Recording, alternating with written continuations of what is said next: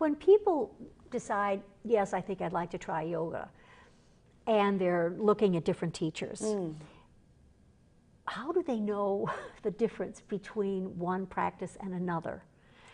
Do you just have to try it and see what works for you, or? Well, I hesitate with that because I have had students and I have heard people say, I stepped into this class and nearly had a heart attack, you know, because they're 50, 60 years old and they go into a hot room with vinyasa, which is flow. Yes. And that's not appropriate for their body type, Yes. and not appropriate for them.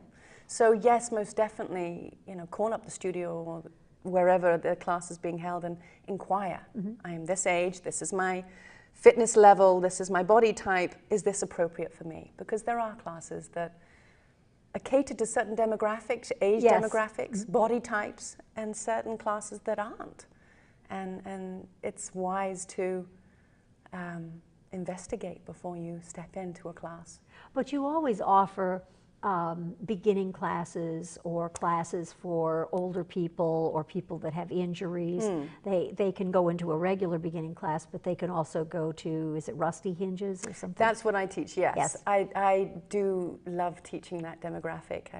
I have two ends of the spectrum. I teach prenatal and postpartum, and I enjoy teaching Rusty Hinges and people with injury, that it's slower, more methodical, but we really get into more of the nitty-gritty and pause and feel what's going on and work from the foundation up and take our time there. And do you have very advanced classes where people actually wouldn't go unless they had a lot of background? I have a more fast-flowing class where we experiment and we go to more advanced poses and we play with them and break them down and say, all right, now we've got the foundation, let's go to the juicy one here, and we'll go to some of the more advanced poses. Yeah. So I can see that teaching this would be varied every day. It can be, yeah. Absolutely. And challenging. I mean, you kind of have to think about this when you bring a class to a certain point, and you think, well, you know, maybe I'll push them just a little bit farther, or maybe I'll try going a different direction for a little while. You have it's like mapping a plan for a group of people and seeing if it works and if they enjoy them. And there's a certain degree of experimentation. To a certain degree, yes. We touched on cooking earlier, and you know, you get to master the art of cooking. You know the recipes, and you've done it so many times that you don't have to open the book so much anymore, and you can adapt the recipe to suit your needs. Or what's in the refrigerator. Or what's in the refrigerator, exactly. Whoever comes in the room, you know their history, or you have them fill out the history form so you know. And you cater the class to what is in front of you. And you draw from those past experiences and what you've worked with before and learned from students before in the past. And you build from there, you build from there. You sound like a master teacher. Would you be considered a master teacher? I would not consider myself a master teacher. It's always such an ongoing process. Yes. And it's so humbling because there's so much more to learn. When you think you know, well, I've got a good handle on this, it's like you hear your teacher or you hear another teacher and you're like, wow, I aspire to that. Yes. You know, and there's so much more. Well, master teachers are still learning. I mean, there's, I think my mother told me years ago, you never want to get there. No. You always want to be trying to get there. And if you set your goal too short, before you get to it, push it away. Right. So that there's always this desire for something new, and to always be looking forward, always trying to be better. Right. And yoga sounds like something that people can live with their whole lives. Absolutely. And it can change with them and be part of their own health. We were talking about cooking before we started the show, and you were saying that you're right now in a cleansing mode. Yeah, Tell us a little bit about that. Through my teacher, we've done Ayurvedic cleanses every year, for rejuvenation and a spring cleanse. Yes. And the idea being that we've hibernated, we've probably put on some weight in the winter, we've stored up, we've hunkered in, and slowed down maybe somewhat. Sure. And come spring, we want to shed. Yes. And not only from the outside with our clothing and change our wardrobe, but also from the inside and allow the body the opportunity to do just that. And that's what the spring cleanse allows us to do.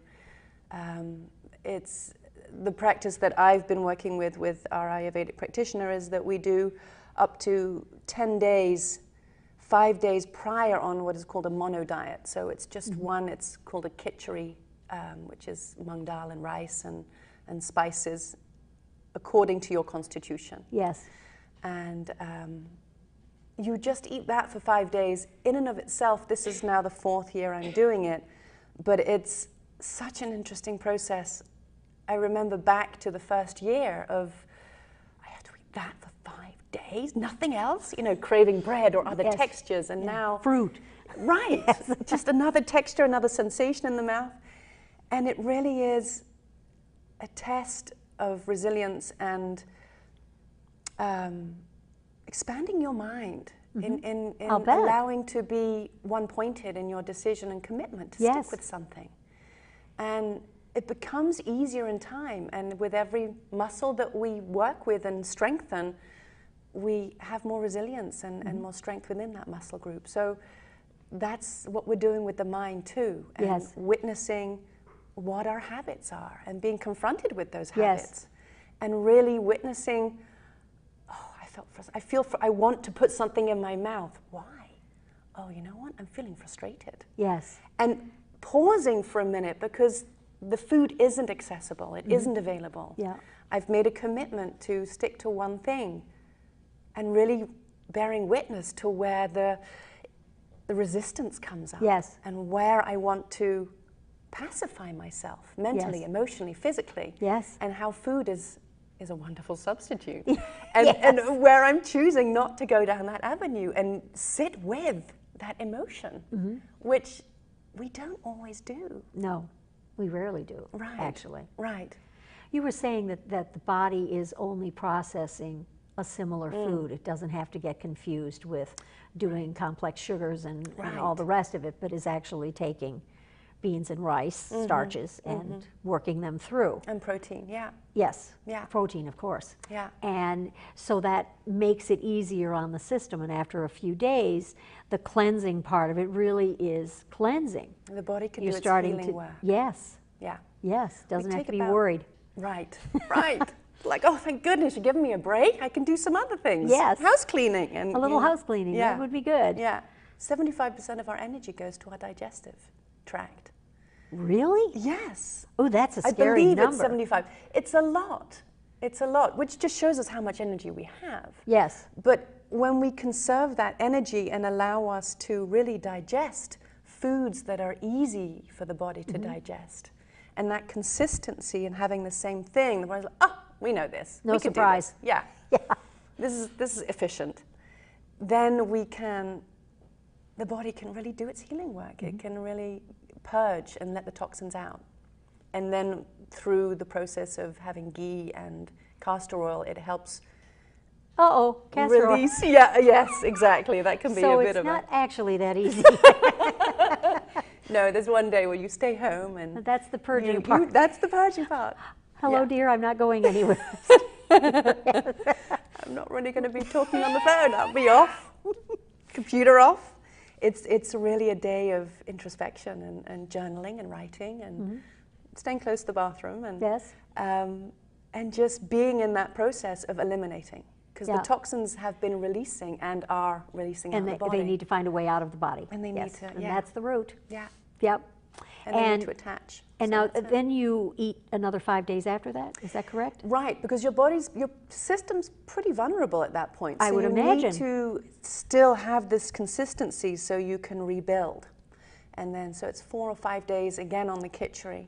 And then still being mindful the week or two thereafter, having still, think of baby food. What would you feed a child? Exactly. Easy to digest. Yep. So still backing away from the meats. You might want to have chicken for the protein or fish. But other than that, vegetables and rice and, still try and stay away from the caffeine. Still try and stay away from that glass of wine, or if you smoked, or if you, whatever it was that your vice was, your sugar. Still try and abstain. And And then see afterwards, do I really want that coffee? Do I really want that sugar? Yes.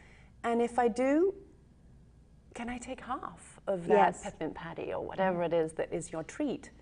And see how it changes throughout the year. See how that pause in your life where you decided to make that commitment for the 10 days, how has that influenced the rest of the year? And incrementally, I think I might have just picked up 1 or 2 things that I have woven in and thought, you know what, I like this, I'm going to keep this. Yes. And it slowly, incrementally changes. And that's how we begin to drop habits that aren't so healthy and begin to bring in new habits that are more beneficial for our lives. And I think what's so fascinating about this is that we're a Western culture with Western bad habit of food and a number of other things. And when you were talking about cleansing the body physically and then mentally working your body to refine it in a way and become more aware of it, which is really important, that this all works together. This is sort of the body-mind meld, so to speak. And we all know people who go to special farms and special places for special diets and to relearn their eating habits. And they usually don't work because they have to be in that environment to be able to do it. And then when they come, they're bombarded by the world, and it takes tremendous discipline. What you're talking about is willfully doing it yourself with this, in the same environment, surrounded by the same things. It's like quitting smoking or alcohol, or the hard thing is to keep in the same environment, which reminds you over and over and over again, I'd like to have a cigarette after dinner or whatever. And I like your plan because it also involves the body. It's not simply a matter of, I'm going to do this to clean my body out for the year. Then you go back, but you still have your yoga and you still have your mind connection, and now maybe all of that works together with food. Also, how do you fuel? How do you fuel? And we build it each year. Every experience you build upon. So even if you, I mean, I have been on retreats in the past. This year it just turned out we didn't have the opportunity to go to a retreat, to you know, be in that sacred space and step away from the work environment. And so I was like, all right, I'll do it myself with my Ayurvedic practitioner. But regardless, just embarking on that journey, even if you do feel, I regressed, I went back to the old way, you still have that knowledge. And you still bring 1 or 2 things that you weave back in. I like it. I like it. It's I think so often our lives are so outside us. Because the world that we live in demands so much of us. And we have children, we have households, we have husbands, we have school, we have a job. All these things that tend to be outside of us. There's something we do. And to have a place that's ours, that returns us back, is a miraculous idea. Thank you so much for being with us. I cannot believe that our half hour is over. It's been wonderful. It's really been wonderful. I loved it. I loved every minute of it. Likewise. I'm sure you did too. Thank you for being with us on The Total Woman.